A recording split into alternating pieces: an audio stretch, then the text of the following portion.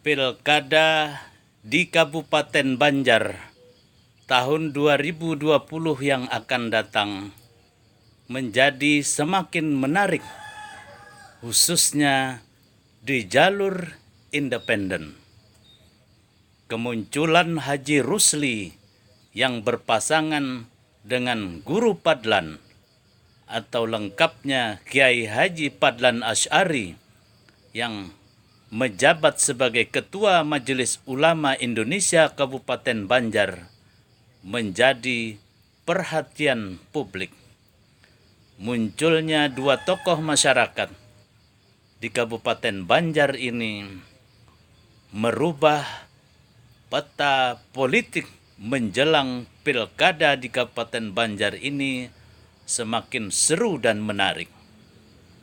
Sementara ini di jalur independen ada 3 nama yang muncul di permukaan, yaitu Mada Taruna Feriansah, Andin Supyanor Guru Bustami, Yunani, dan Suryani.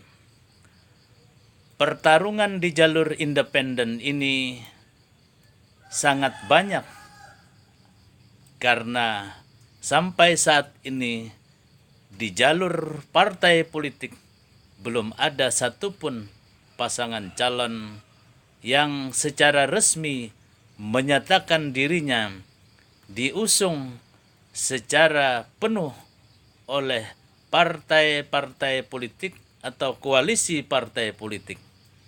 Sehingga pertarungan di jalur independen ini menjadi sangat menarik karena di jalur ini masyarakat bisa melihat, bisa menyimak calon-calon yang muncul adalah calon-calon yang berkualitas yang menjadi harapan masyarakat.